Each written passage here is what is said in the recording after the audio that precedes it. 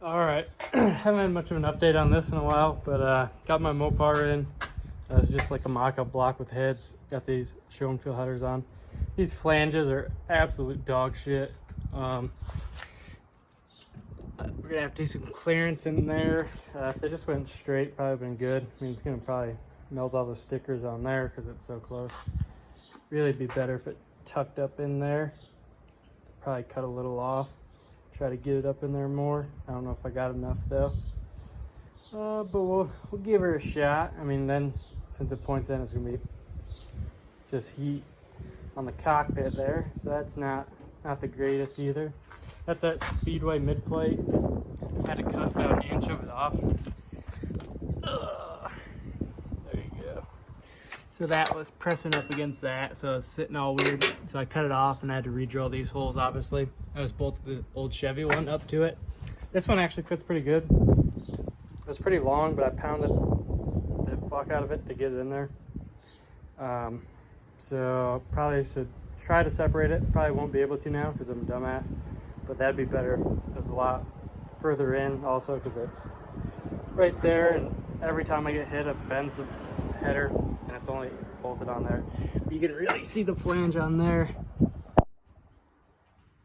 It's not even close to line up. Especially back here, it's hitting already, and you can see it. I mean, yeah, they're garbage, but I mean, I ended up paying more than the Chevy guys do for them, obviously. That's life. But here's my mount. So here's the old Chevy mount. Took some angle iron, welded it up there. Came out pretty good on this side. These are just bolts thrown in it for now. Got to buy more. And then buy a bolt that's actually the right length instead of using a nut as a spacer like it was before.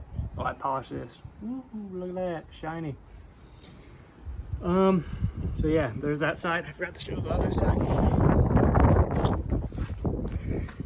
There's this side, angle iron. I went on the back side of this one just because, and then I welded a brace down there.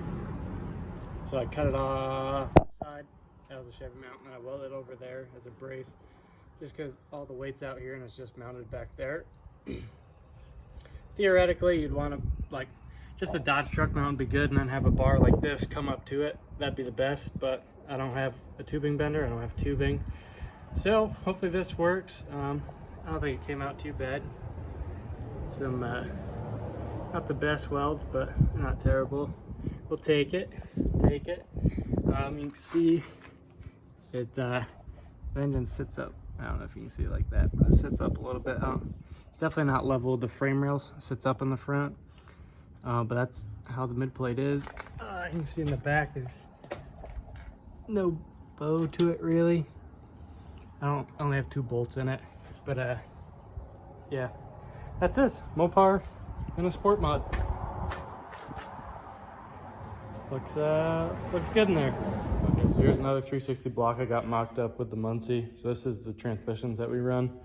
We can run a Chrysler transmission, we can run automatic or whatever, but I got 4 of these with the car, and there's more gear ratio selection with these. Like if I run a 904, they only put 1 gear set in them.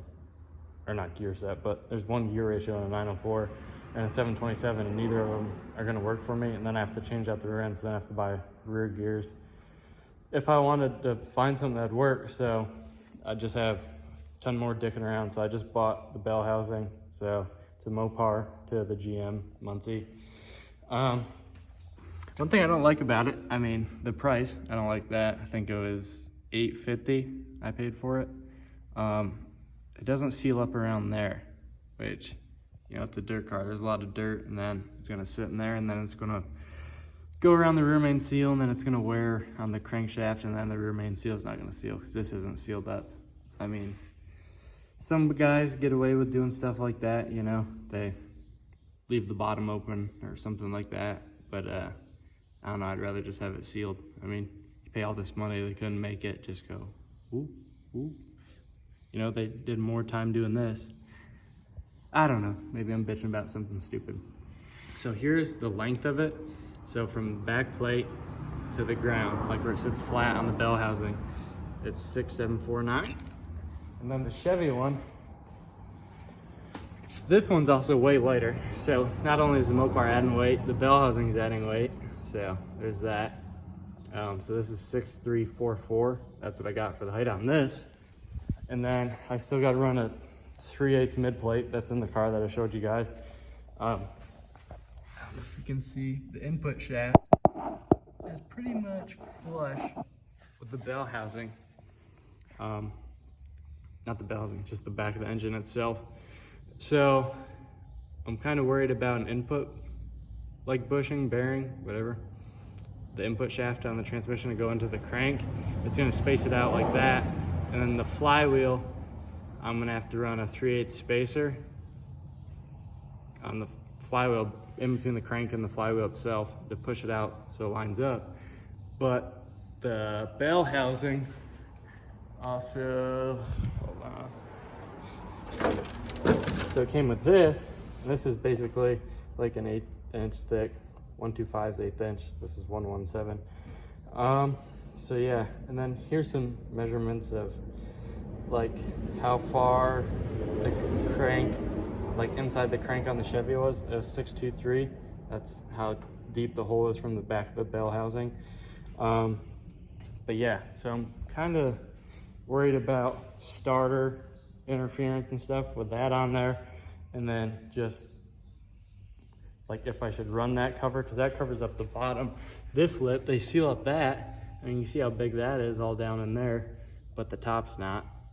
Here I go again, bitching about dumb stuff. But I don't know, if someone has some input on clutch setup, starter stuff, I just need to order stuff, start figuring out doing it that way. Is that gonna be my best bet? But yeah, this is where I'm at in the Mopar build right now. So thanks for watching. Like, subscribe, stay updated on Mopar dirt car stuff.